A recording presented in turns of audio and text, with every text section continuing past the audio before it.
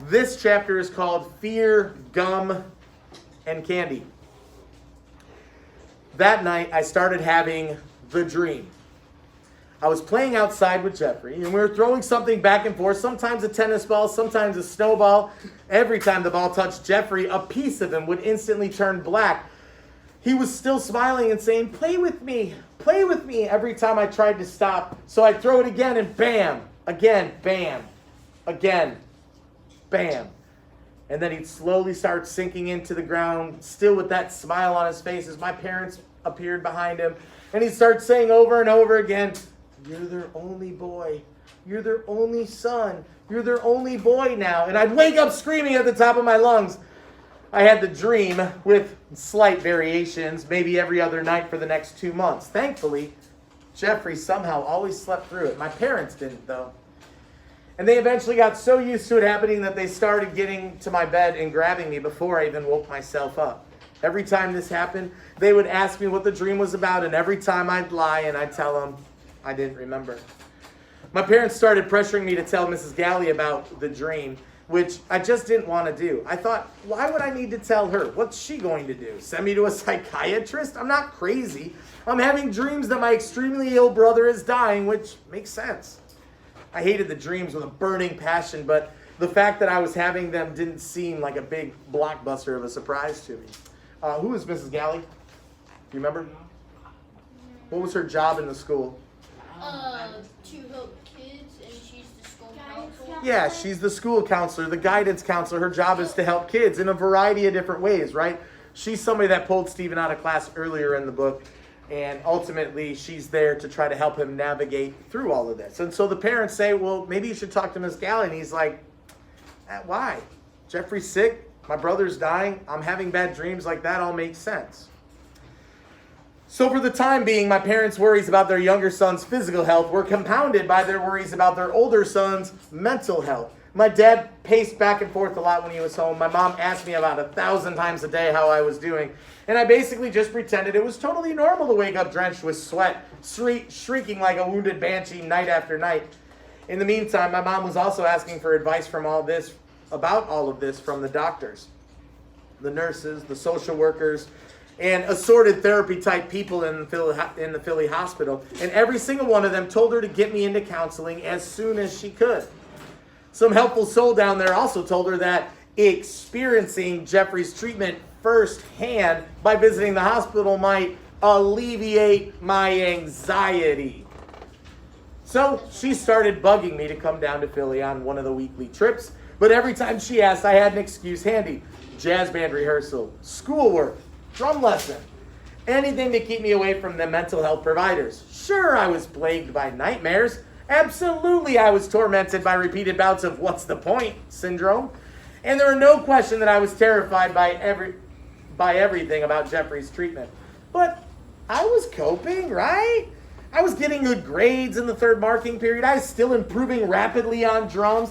I continued to be oddly popular at school. I even patched things up with Renee Albert. One day on the bus, she caught me looking at her and stared back. Thinking fast, I made her an irresistible offer. Gum? You're offering me gum. Really? Yeah. Really? Aren't you afraid I'll try to contaminate it or something? Well, it's only going into your mouth, so feel free. I noticed there were about 12 people watching this scene like it was jury trial or something. So I scooted across the aisle to sit by Renee and continue the peace talks in whatever privacy you can have on a packed school bus chugging along the main thoroughfare. Come on, Renee. Are you really going to be mad at me because I protected my baby brother by sending you home? Well, I failed the math final, if that's any consolation. You did? I'm sorry. Did your parents flip? Well, kinda. Don't worry about it. It was my own fault. I tuned out of that class for 2 months. No, Stephen, you had a lot on your mind. I'm sorry I got mad at you. And I'm sorry about the things I said. Well, you were right. I did have a crush on you in 3rd grade. Do you have a crush on me now? She gave me that killer Renee Albert smile and took the piece of gum from my instantly sweaty palm. Just then the bus pulled up to our stop. I reached back and crossed the aisle to get my backpack, and Annette held it out to me, glaring like I had been chatting with Renee about Annette's mother or something. I didn't have time to figure that one out. We weren't blessed with the most patient bus driver on the planet. I charged up to the front and out the door. The driver was already slamming down on the gas pedal while I was in midair, so I didn't turn around in time to catch Annette's eye through the window. I wondered whether she'd still be mad the next day and why I never seemed to be able to be friends with more than one human female at a time. When I got my bearings, I realized Renee was already walking away from me toward her house. For some odd reason, perhaps my brain just reached its female logic overload point. I didn't call out after her. As she turned the corner without even looking back to see if I was still staring, she said something to me and I could hear the laughter in her voice. "Thanks for the gum." I kept looking until she was out of sight behind that huge old oakery tree at the end of the block. Boy, did that girl know how to walk. So I was hanging in there. But the weirdness of acting normal when nothing really was normal was exhausting. One day, I fell asleep in social studies class, and the teacher took me out into the hall to talk about it. "How are you, Stephen? Is there more bad news at home?" "Oh, things are just swell. We spend our time knitting matching sweaters, baking wholesome cookies from scratch, and watching my brother's hair fall out. Moron." No, I got a lot on my mind. Can I, think fast, Stephen, think fast. Can I go see the school counselor? Of course he let me go. I had already figured out that most teachers did not want to stand in the corridor talking about pediatric cancer when they could be safely in their rooms handing out worksheets. Mrs. Galley looked happy to see me, which was a nice feeling. Maybe I had only asked to see her so I could get out of class, and maybe I was merely in the mood for a candy heart or two, but I was really starting to trust this woman. She asked me how things had gone with the math grade bus weekend and the weeks of school since then. I told her the whole story of that first weekend with my parents and about how I was keeping up with my work and my social life. She looked relieved that my rents hadn't tied me up to a stump behind the woodshed and given me a beating. And I could have left it at that, with Mrs. Galley feeling like she had done a successful good deed by letting me choose how to handle my makeup work and my mom's notification, and with me feeling like I had earned some cinnamon-flavored snackage. "Mrs. Galley, I can't sleep at night. I have these nightmares over and over again. I'm playing catch with my brother and I paused, and she quickly slid a box of tissues over to me. You see, this lady was good. I talked for another half a period at least and didn't stop until that tissue box was looking pretty undersupplied. She listened and even turned off her incoming phone line. About 5 different people stuck their heads into her office, but she just shooed them all away and finally locked her door. Every once in a while, she asked a question or two, but she basically just let me rip.